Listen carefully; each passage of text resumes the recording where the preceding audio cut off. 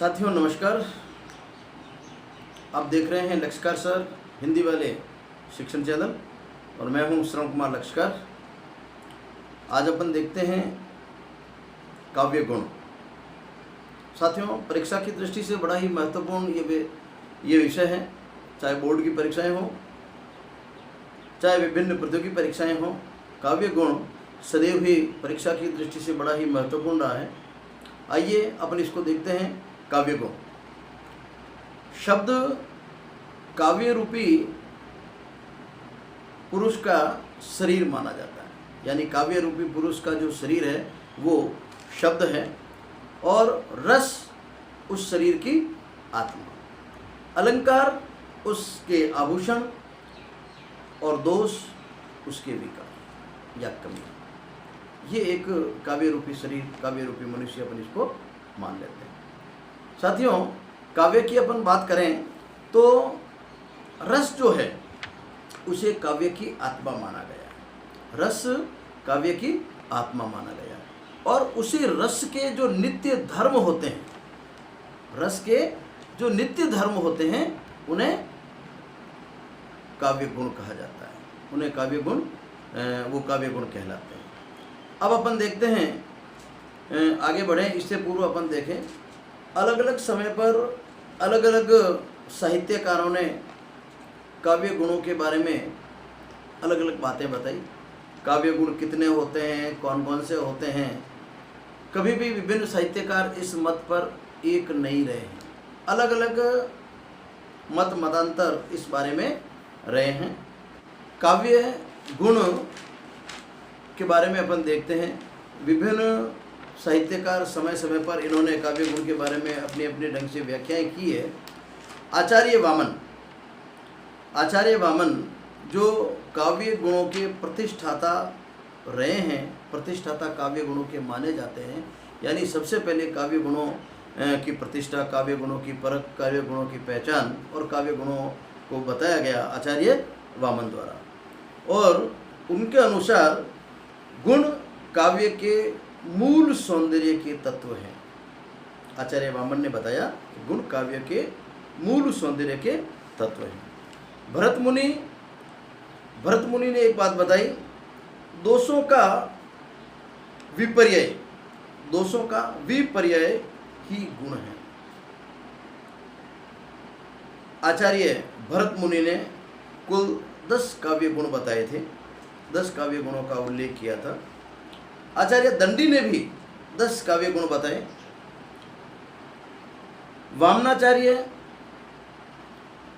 जो अधिष्ठाता हैं इस काव्य गुण के, उन्होंने कुल 20 काव्य गुण बताए और इन 20 काव्य गुणों में 10 शब्दगत और 10 अर्थगत काव्य गुण माने जाते हैं। आचार्य भोजराज इन्होंने 24 काव्य गुण बताए। पर इन सभी साहित्यकारों में कभी एक मत नहीं रहे। अंतोगत्वा आचार्य मम्मट इन्होंने काव्य गुणों को मोटे रूप से 3 भागों में विभक्त किया। तो आचार्य मम्मट के अनुसार काव्य गुण 3 प्रकार के होते हैं: माधुर्य गुण, ओज गुण और प्रसाद गुण। ये 3 गुण आचार्य मम्मट के अनुसार बताए गए हैं, जो कि वर्तमान समय में इनको अपन पढ़ते हैं और इसके बारे में अपन विस्तार से आगे अध्ययन करेंगे। तो एक बार पुनः काव्य रूपी शरीर की आत्मा को रस माना गया। काव्य रूपी शरीर की आत्मा को रस माना गया, यानी रस काव्य रूपी शरीर की आत्मा है और आत्मा के बिना वैसे ही शरीर नीरस रहता है। यानी रस के बिना काव्य मृत है, नीरस है, किसी काम का नहीं है। यानी जिस काव्य में, जिस पद्य में रस नहीं हो वो काव्य बिल्कुल नीरस है और किसी काम का नहीं है। और उस काव्य का न तो कोई पढ़ना चाहेगा, न उसका कोई जीवन काल होता है। आइए अब अपन एक एक काव्य गुण को देखते हैं और सबसे पहला काव्य गुण अपन देखते हैं प्रसाद गुण। जैसा कि नाम से स्पष्ट है, प्रसाद का मतलब होता है सुनते ही अर्थ ग्रहण करना। प्रसाद का अर्थ होता है सुनते ही अर्थ ग्रहण करना, पढ़ते ही अर्थ ग्रहण करना। जिस प्रकार प्रसाद होता है बिना मांगे मिलता है, मंदिर में जाते हैं प्रसाद मिल जाता है और आशा पूरी हो जाती है, बस ठीक इसी प्रकार प्रसाद गुण वह गुण है, काव्य का वह गुण। किसी काव्य को पढ़ते हैं अपन, पढ़ते ही बिना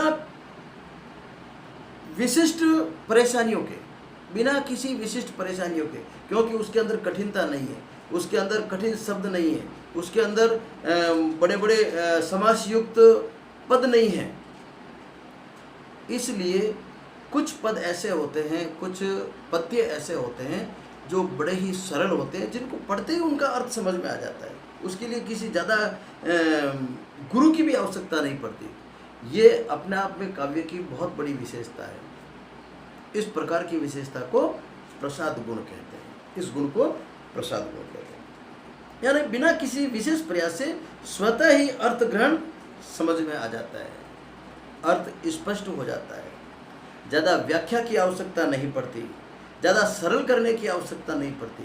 काव्य का यही गुण प्रसाद गुण कहलाता है। सामान्यतः ये प्रसाद गुण सभी रसों में मिलता है, सामान्यतः प्रसाद गुण सभी रसों में मिलता है, चाहे वो श्रृंगार रस हो, विरह रस हो, चाहे करुण रस हो, उनके अंदर भी ये चीज़ें इसके अंदर मिल जाती है। एक मध्य मार्गी गुण कहलाता है। प्रसाद गुण मध्यम गुण माना गया, प्रसाद गुण मध्यम गुण माना गया है, क्योंकि इसमें न तो ज़्यादा मधुरता होती है, न ज़्यादा कठोरता होती है। प्राय सभी रसों में ये पाया जाता है। और विशेषकर भक्ति से संबंधित जो पद होते हैं, भक्ति से संबंधित अक्सर अपन भजन बोलते हैं, तो भक्ति से संबंधित जो पद होते हैं, प्रार्थनाएं होती है, उनके अंदर विशेष रूप से ये प्रसाद गुण पाया जाता है। आइए कुछ उदाहरण के माध्यम से अपन इसको देखते हैं, प्रसाद गुण को। पहला उदाहरण अपन देखते हैं, हे प्रभु आनंद दाता ज्ञान हमको दीजिए।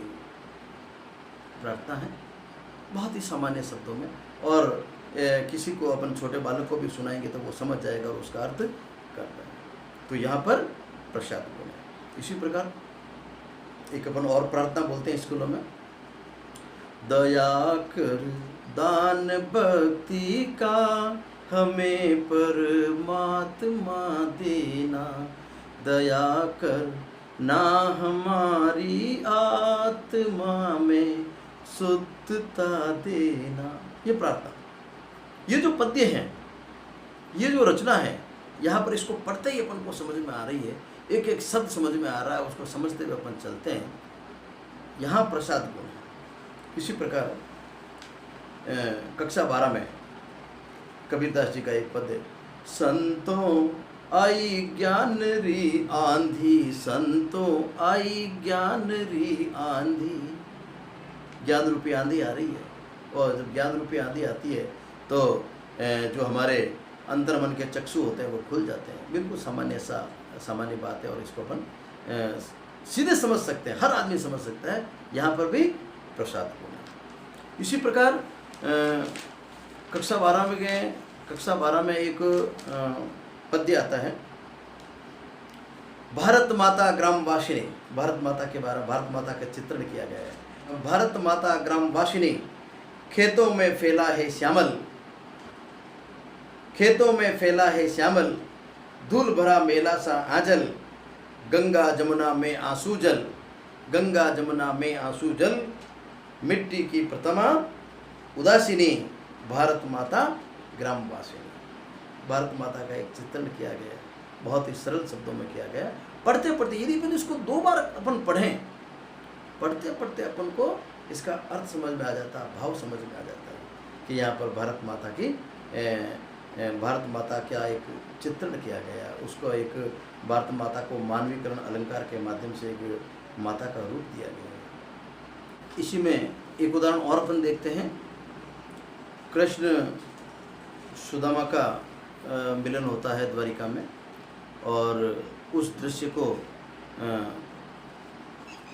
नरोत्तम मुनि बहुत अच्छे हुए हैं, भक्त कवि हुए हैं, वो लिखते हैं, देखी सुदामा की दीन दशा करुणा करके करुणा निधि रोए, पानी परत को हाथ छुयो नहीं, नैनन के जल से पग धोए।